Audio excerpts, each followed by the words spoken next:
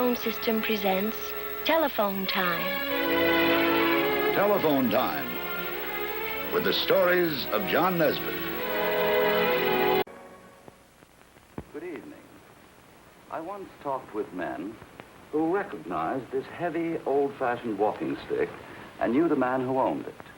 And at the Press Club or the Bohemian Club in San Francisco today, you can find many men who will tell you dozens of yarns about him, and they always begin to smile as they remember him.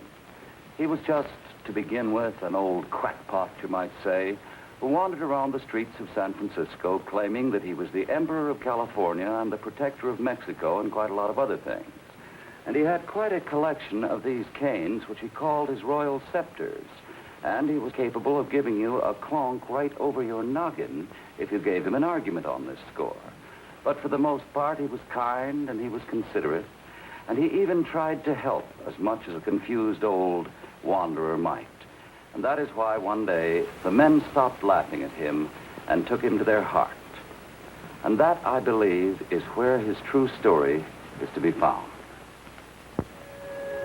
It was probably on September the 16th in 1859 that a highly improbable man landed at one of the piers that still line San Francisco's bay and slowly climbed these steep streets where now the skyscrapers rise and made his first stop at Hayes Saloon, and where perhaps he stood outside for a moment listening to the strong and friendly laughter of the men to whom San Francisco belonged.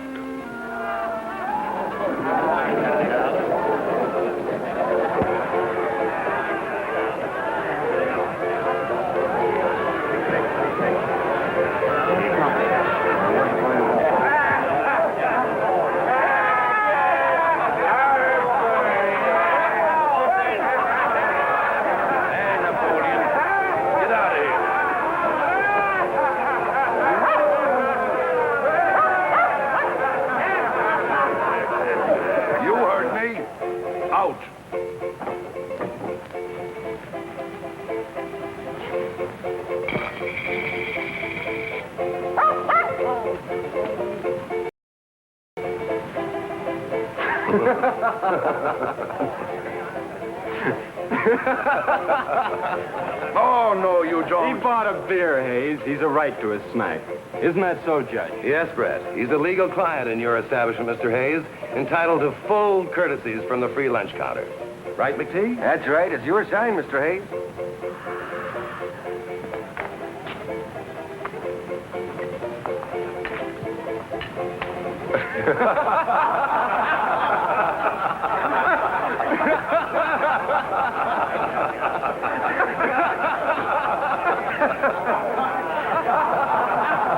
Pardon me, gentlemen.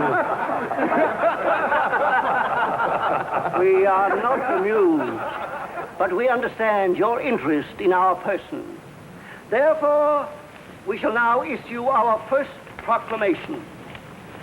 At the peremptory request and desire of a large majority of the citizens of these United States, I do hereby proclaim myself Emperor of these United States. And in virtue of the authority thereby in me vested, do hereby order and direct the representatives of the different states of the Union to assemble in Musical Hall in this city on the first day of February next, then and there, to make such alterations in the existing laws of the Union as may ameliorate the evils under which this country is laboring and thereby cause confidence to exist both at home and abroad in our stability and integrity. Signed, Norton the First, Emperor of the United States.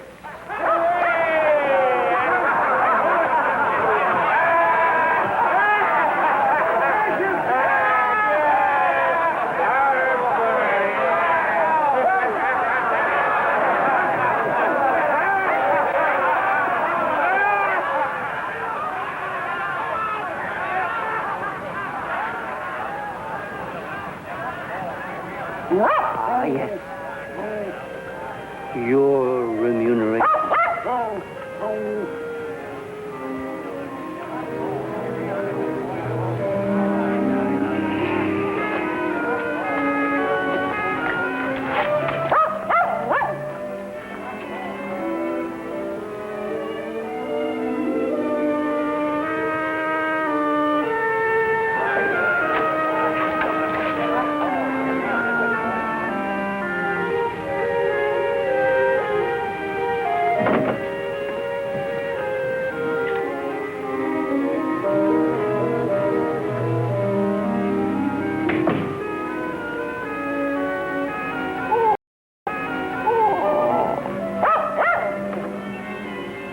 thank you for escorting us to our royal lodgings.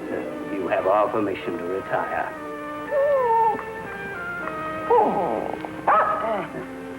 Yes? Oh, no, this is our supper.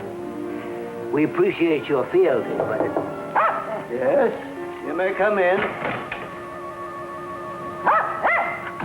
Well, I see you've already got a royal bodyguard, Emperor. Boys at the saloon call him Bummer. Kind of fitting, huh? What do you want, young man? You can drop the act, Granddad. I'm Bret Hart, reporter for the Bulletin. Tell me, what's your real name? Where'd you come from? How'd you get the idea for this panhandling act? Young man, you are insolent. I'm sorry, Your Majesty, but I'm not up on the proper etiquette in the presence of emperors. But I thought you'd get this proclamation published so that all your subjects could know your wishes. I tell you what, make me royal historian. Give me the exclusive on your story. I'll have the staff artist come up and do a picture of you and get you right on the front page. Oh, Mrs. Katie. And how is our custodian of the royal bedchamber today?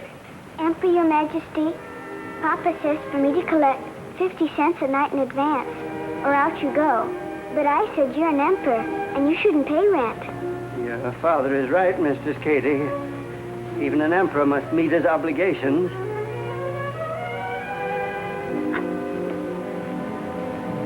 We seem to be temporarily out of funds.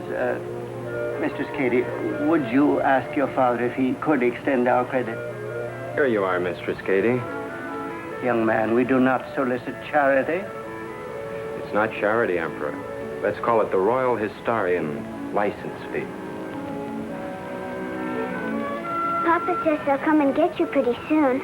I said you're... And they wouldn't dare. They wouldn't dare, would they? Don't you worry, Katie.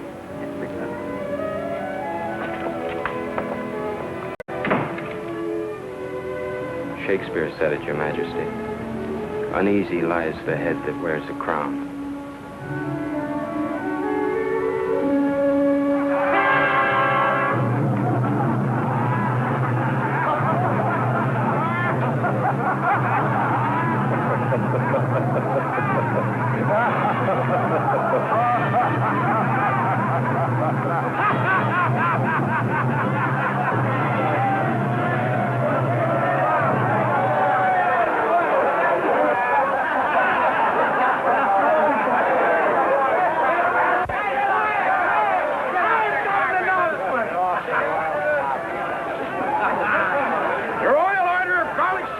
Your Majesty. Well, get him a cup. Find him a crown. Here's his crown. Look, boys, tears of joy. Tears of happiness. Stop him,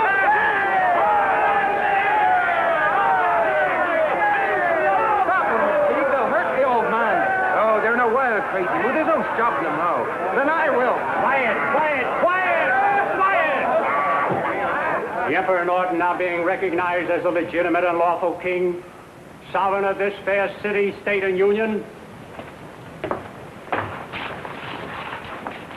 we beg His Majesty step down and accept the homage of his royal subjects. Kneel, everybody! Oh. Kneel! Hats off! Take the hats off! Kneel! And now, pray descend, gracious Majesty.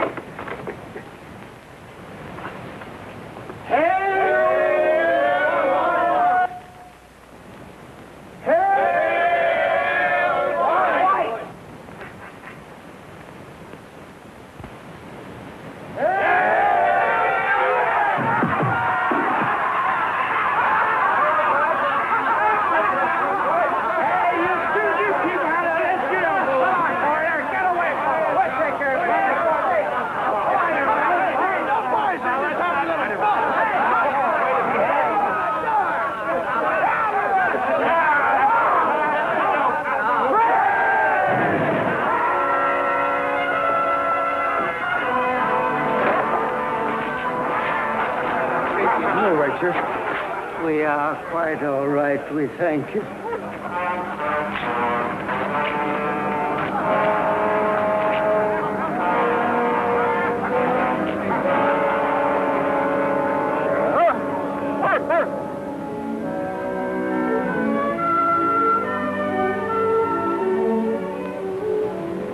If a good reporter gets a story that he can play up for laughs, it is his job to do it. But also, if he's a reporter, it is his job to go after every fact to keep his story running, which may be what turned up the clue to the real man still living behind the Emperor's comic and pathetic masquerade.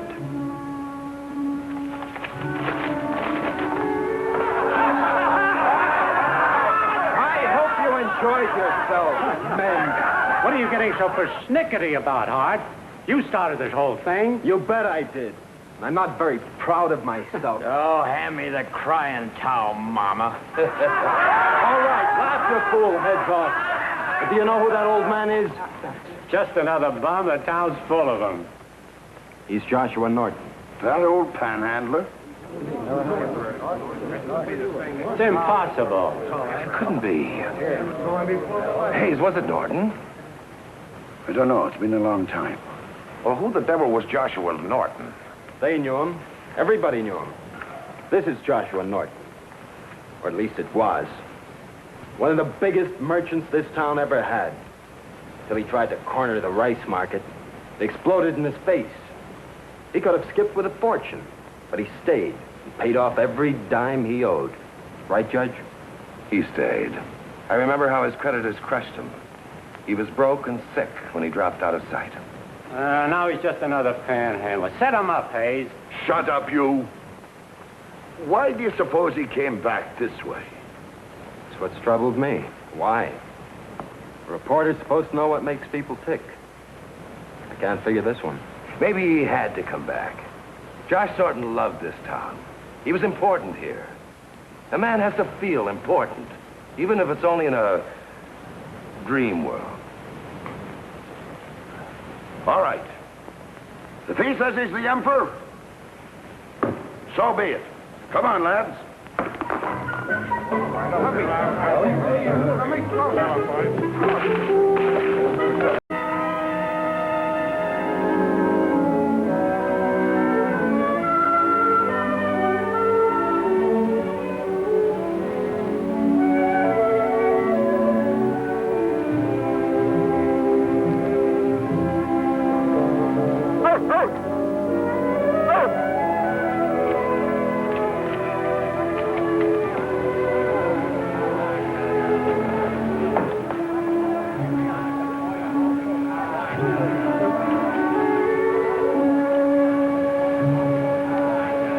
Judge?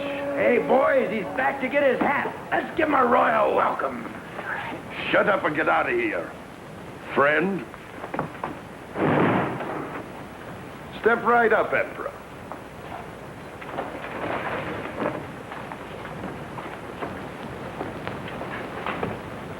Your hat, Emperor.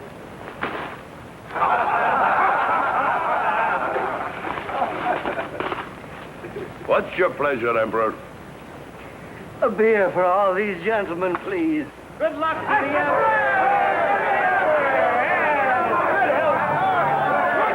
All right, join the Emperor.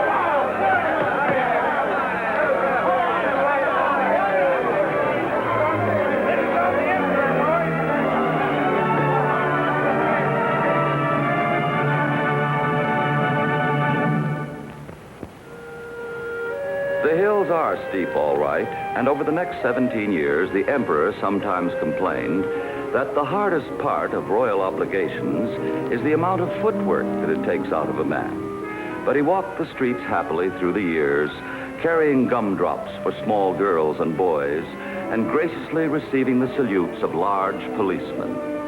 Footsore and weary at day's end, he would plod up the steps to his tiny room.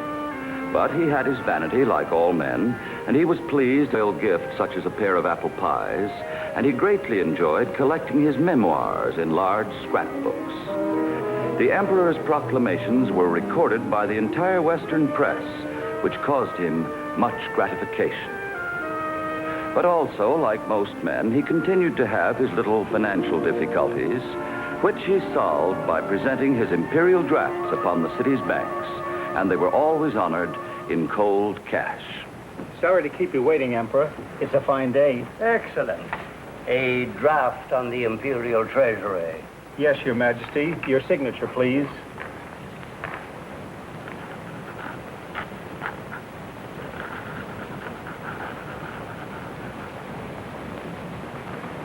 Thank you.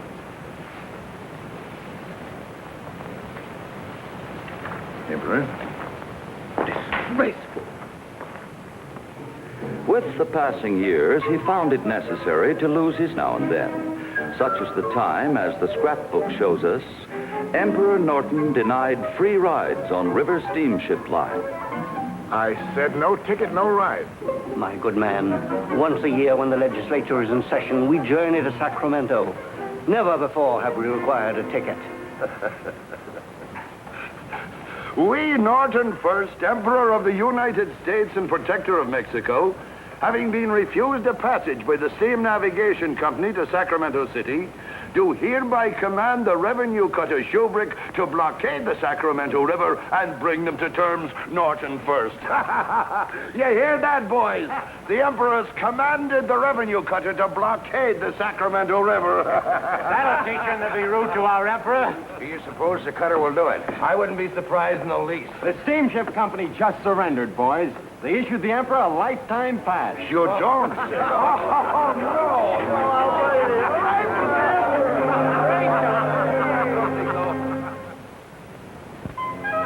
And if he would stand for no nonsense in some matters, there were other affairs of state in which he showed a tolerance far ahead of his times. Emperor, bring John Walsh. No charges. No charges. Thank you, John. Your loyalty is enough. It's an emperor's duty to protect his subjects. We recognize no divisions of mankind. All our subjects are equal in our eyes and according to our laws.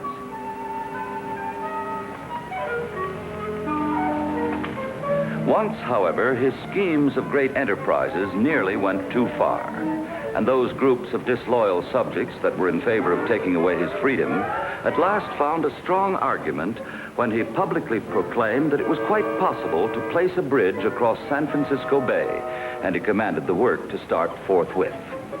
Now, on his long walks, his dreams stretched to wider and wider horizons until he actually conceived it possible to cut a canal Atlantic to the Pacific across the Isthmus of Panama. Gentlemen, we shall show you our plan. We intend to make it unnecessary for ships to sail around the Horn by ordering a ditch to be dug here, across the Isthmus of Panama. But that would separate the two continents, Emperor. Naturally, we intend to discuss the matter with the only other lawful emperor in the Americas. Don Pedro, Emperor of Brazil? It has come to our attention that the royal gentleman will soon honor our fair city with a visit. Naturally, we shall head the welcoming delegation. You don't suppose the old boy is serious, do you? The Emperor's never yet embarrassed the city fathers. And if he pulls a stunt like that, they'll put him away for sure. You know that the commissioner has already got a drawer full of complaints from old fuddy-duddies who think he's a disgrace to the city. The Emperor's got a guardian angel, McTeague. He'll need it. And perhaps it was his urge to discuss this vast Central American project with the real Emperor of Brazil that undoubtedly caused that guardian angel of his, for once, to take the entire day off.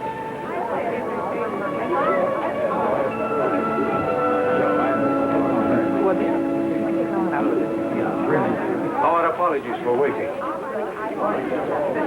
Our apologies. Now, would you mind telling me, will His Majesty require a curtsy, or would... No, madam. Only on court functions. His Majesty is very democratic. His Majesty Don Pedro is ready to receive you now.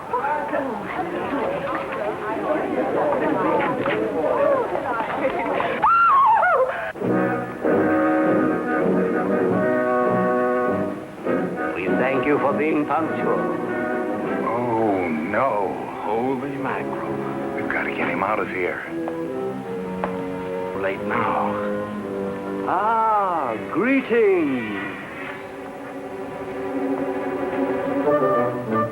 Greetings, Cousin Don Pedro. We welcome you to our country. But before the ceremonies, there is an urgent matter of mutual interest which we must settle.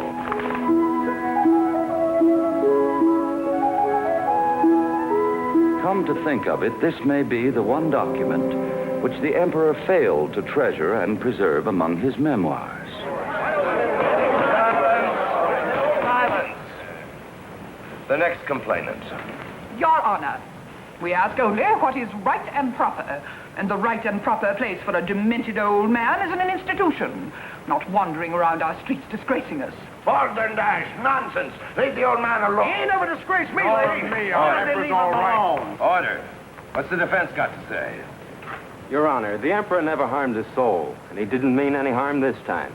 Besides, we hustled him right out. Then you admit this true. Well, everybody in town knows it happened. But there was no intention on the Emperor's part to embarrass anyone. Intention or no, he's guilty. We demand that he be committed. Guilty, my It's you that ought to be committed. Nothing wrong with Why our don't they Emperor. leave him alone? Your Honor, Mr. Judge, I speak, please. Go ahead, John. Long time ago, John came to San Francisco. Do laundry for many people.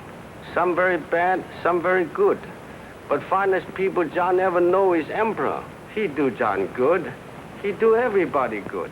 Emperor is very good man. To lock him up is wrong.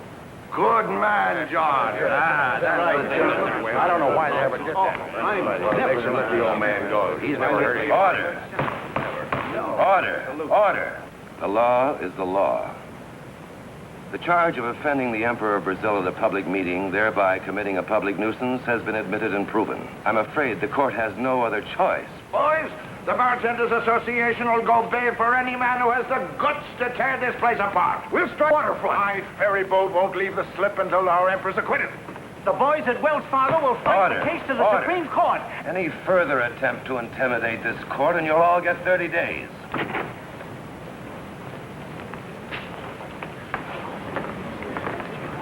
Your Honor, if I may intrude. By all means, Your Highness. Your mayor has just visited me and offered apologies for the incident of yesterday. I could not accept them because my country is in no way offended. Indeed, I consider your Emperor Norton most fortunate. It is a rare thing for a monarch to be free to do the things he likes. And it is rarer still to have so many friends who love and take care of him. I would consider it a privilege to be counted among them. Case dismissed.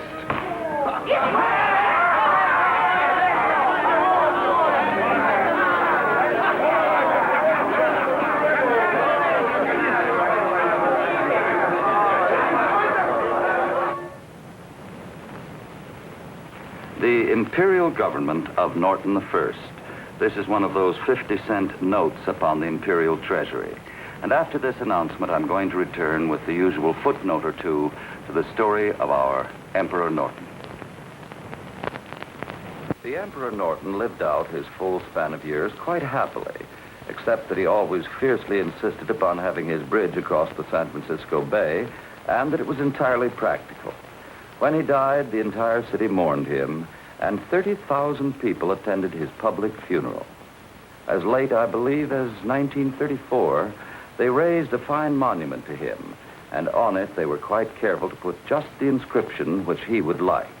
It reads, Norton I, the Emperor of the United States and Protector of Mexico. They also got around at last to giving him his Bay Bridge.